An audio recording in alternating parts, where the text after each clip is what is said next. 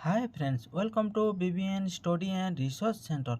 देखो तो बहुत बड़ अपडेट आसी सुभद्रा योजना को नहीं करी ता सहित धानर मूल एमएसपी 3100 टଙ୍କା हेबो। ए दुईटा बड़ अपडेट आसी तो आपण मैंने भिडियोटी को संपूर्ण देखो ताहले जानीपारे एवं केबेठू यह लागू हेबो यह विषय बहुत बड़ अपडेट अच्छी। यही दिन लागू हेबो सुभद्रा योजना यह एबे एबे डिक्लेयर होती। तो जो मैंने वीडियो देखी ना निश्चय देखिए कहीं सुभद्रा योजना एपर्यंत योजन जो अप्लाई चलनी सुभद्रा योजना सहित धान मूल एमएसपी 3100 टଙ୍କା हेबो।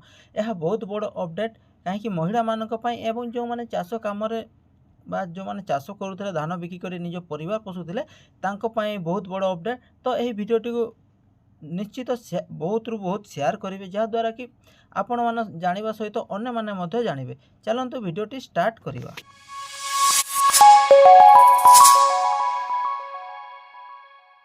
तो देखंतु सुभद्रा योजना रे एसओपी देखंतु किछि भी आसीबो जो योजना आसीबो तार एसओपी निहाती दरकार। एथिपई आसीछि सुभद्रा योजना रे एसओपी को माने पाइबे को माने पाइबेनी ता विषय रे पूरा डिटेल्स देखिबा। ए नै उपमुख्यमंत्री तथा विभागीय मंत्री प्रभाती परिडा सूचना दैछंती। एथिरे किए पाइबे किए पाइबेनी तार स्पष्ट चित्र रहिबो बोली श्रीमती परिडा कहिसंती। एसओपी आसिले जणा पड़िबो को माने पाइबे एवं को माने पाइबेनी। यार मेडालिस्ट कौन रहिबो फॉर्मेट बाबद जना पड़ेनी तेणु महिला भ्रमित न हेबाकु निवेदन कर श्रीमती परिडा। तो एथिपाई आपण माने जानिछंती ओडिशार सुभद्रा योजना लागू होईची किंतु केबे ठारू हेबो यहा आपण माने जानि नांती। तो देखंतु यहा मु कहि दउची सेप्टेम्बर 17 रे सुभद्रा योजना लागू हेबो। सेप्टेम्बर 17 रे ओडिशा रे सुभद्रा योजना लागू हेबो। यहा होची ब्रेकिंग न्यूज। तो आपण माने जानि नथिबे तो निश्चय ए भिडियोटी को शेयर करेंगे जहाँद्वारा कि अन्य माने जानीपारे। राज्य में बीजेपी सरकार निजर निर्वाचन प्रतिश्रुति पालन करी आसंता सेप्टेम्बर तारीख में सुभद्रा योजना कार्यकारी करने निमंते निष्पत्ति नहीं।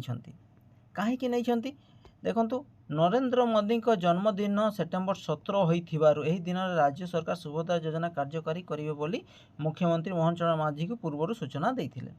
तो 17 तारीख सेप्टेम्बर 17 जो माननीय प्रधानमंत्री तांको जन्मदिन होइथिबारु सेही दिन ओडिशा रे सुभद्रा योजना कार्यकारी हेबो।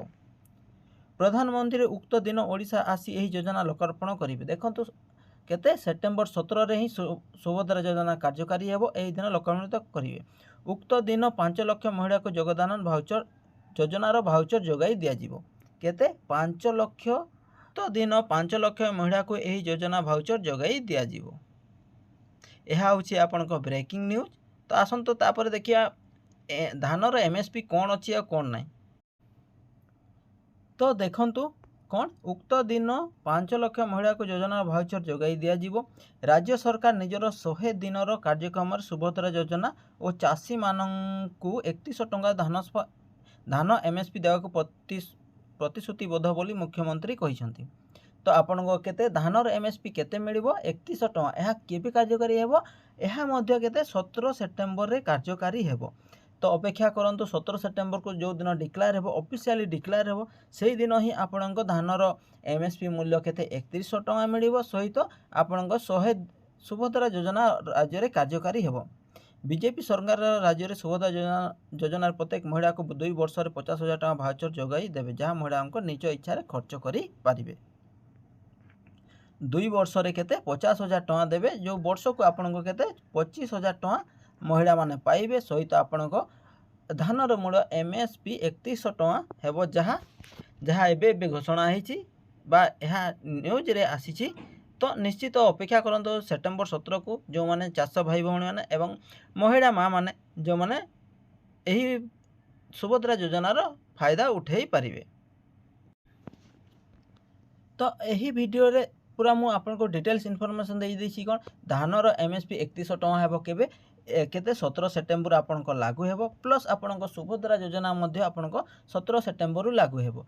यही इनफॉरमेशन निश्चित बा यही वीडियोटी को निश्चित शेयर करेंगे एवं प्रथम थर चैनल को विजिट करते चैनल को सब्सक्राइब करेंगे जहाँद्वारा कि किसी भी इनफॉरमेशन आसिले मो वीडियो माध्यम आपन को जनईदेवी। और जो मैंने टेलीग्राम चैनल जॉइन करने को चाहते सेठी आपन डिस्क्रिप्शन लिंक अच्छी से टेलीग्राम चैनल जॉइन करेंगे कहीं एमती सर्ट नोटिस गुड़ाक मुझे टेलीग्राम चैनल रे छाड़ी दूची।